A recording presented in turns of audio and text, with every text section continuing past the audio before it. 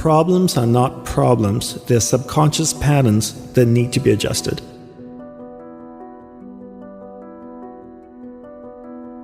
Once you understand that all you have to do is adjust patterns in your subconscious, and you can change so much in your life. Because so much of the patterns in there were either placed in there by you or your surroundings, your family, your school, what you watch on TV, what you listen to, your environment, programmed to subconscious. So if you can adjust those patterns to what you want, you solve the problem.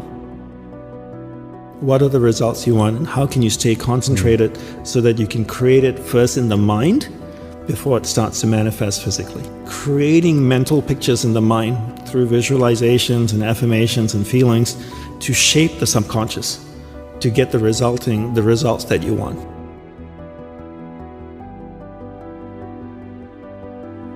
You have to learn how the mind works, and once you learn how the mind works, you can learn to harness it and you can learn to focus it.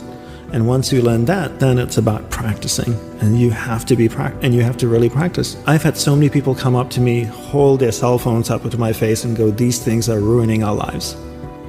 And I go, no, these things are not ruining our life. This is a beautiful piece of technology.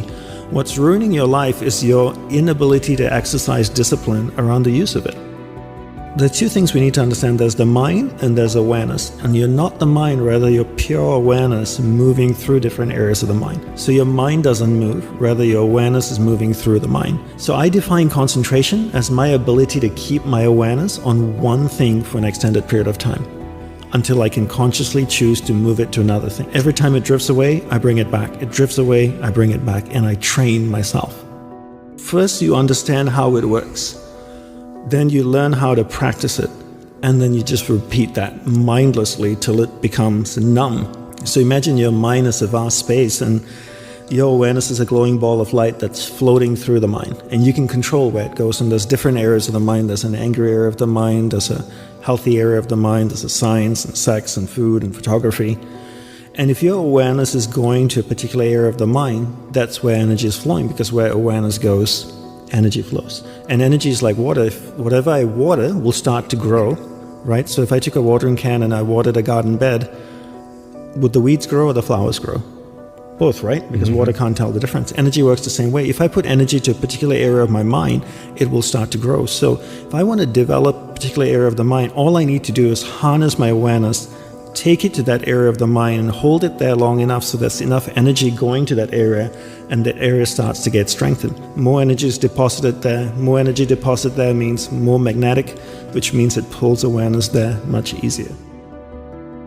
Knowing is taking information, absorbing information either through listening to it or reading about it, having it registered in your subconscious, and then when it sits in the subconscious, it's sitting there with other information. The subconscious is basically a storehouse of information. It's your hard drive. And then your intellect then processes all that knowing, that information, and then spits it out in different ways depending on who you're trying to entertain at the party. That's knowing. Wisdom is knowledge coming in, and then that knowledge being applied in a timely way. And my guru defined wisdom as the timely application of knowledge. In monk school, it's all about rituals, right? It's all about rituals. From the moment we wake up till the moment we go to sleep, it's ritual. And you can tell in a very traditional monastery like the one I went to, from what the monk is doing, what time of the day it is. So how do I take that knowledge, apply it at the right time so that it actually creates a change in my life? And you can't practice it once, right? It's mindless repetition over and over and over again. And people don't like repeating the same things. The mind basically has no ability to tell what's good for you and what's not good for you. If the mind actually knew, we'd all be perfect. I'd wake up in the morning, my mind would tell me, meditate for an hour, do yoga, run, work out, eat this breakfast, then sit down for 2 hours or 1 hour, then stretch, then do this. The mind doesn't know, right? So whatever we tell our mind, whatever we repeat over and over in our mind creates patterns. And these patterns, when they're repeated, whether they're repeated consciously or unconsciously, become deeply ingrained and become extremely difficult to break.